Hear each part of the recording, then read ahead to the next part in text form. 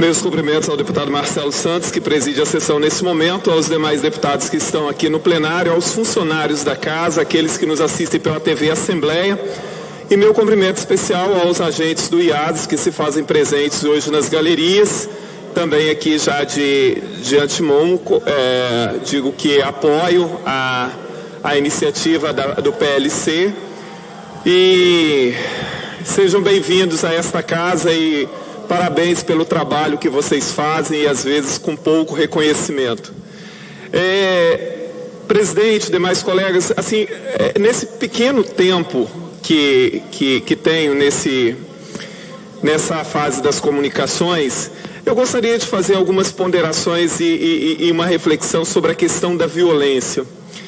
É uma coisa impressionante como os vários tipos de violência têm, não sei se crescido, mas em função das redes de comunicação que nós temos hoje, temos mais acesso a notícias, às informações.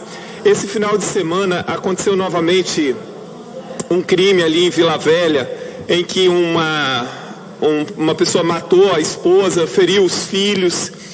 E toda semana, todo dia a gente vê essas coisas na televisão, no rádio, nos jornais. E vemos, e aí estão hoje os agentes do IAS, né?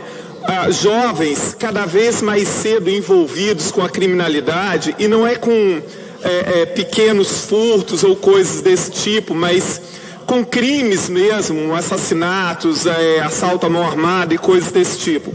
Para além disso, a gente vê também, sobretudo fora do Brasil, crimes relacionados ao radicalismo. Caso que ocorreu ontem na África, na Nigéria, onde uma igreja foi invadida por homens armados e 50 pessoas, pelo menos, que assistiam à missa, foram assassinadas na Nigéria. É claro que isso não ganha, no caso da Nigéria, não ganha a repercussão, né, que ganha um ataque desse nos Estados Unidos ou na Europa, porque parece-me que nós caminhamos nesse período tão conturbado da civilização, cada vez mais para uma situação em que a vida vale de acordo com quem você é, onde você nasceu, de que país você é, qual é o seu status socioeconômico.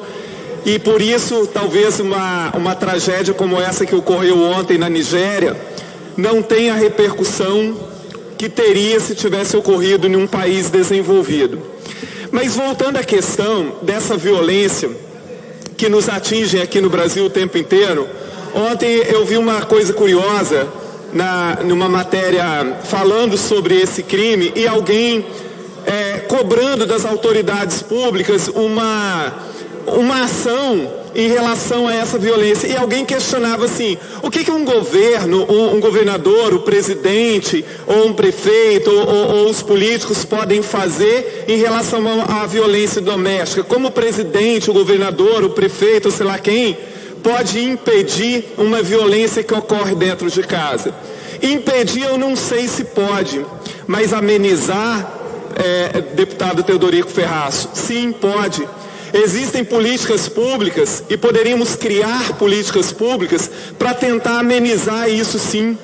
Poderíamos criar políticas públicas para atendimento psicológico, por exemplo, para a parcela mais pobre da sociedade, porque quando você vai às periferias das grandes cidades, não existe nem atendimento nos postos de saúde, quiçá atendimento psiquiátrico ou psicológico para a parcela da população. Hoje as escolas, por exemplo, precisam receber os alunos que têm algum tipo de deficiência, algum tipo de distúrbio, e os professores narram o tempo inteiro, para um aluno desse conseguir um laudo, às vezes vai 1 ano e meio, 2 anos, ele sai da escola sem conseguir o laudo.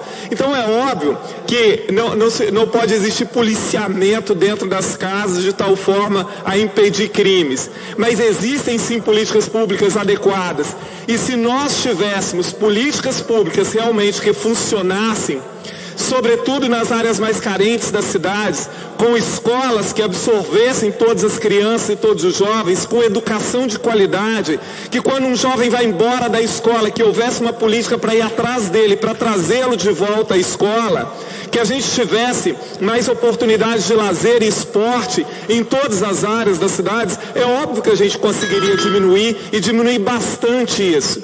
Não adianta, só para concluir, deputado Marcelo, não adianta imaginar que nós vamos combater a violência sempre pensando assim, nós precisamos de mais policial, precisamos de mais presídio, precisamos de mais viatura, precisamos de leis mais...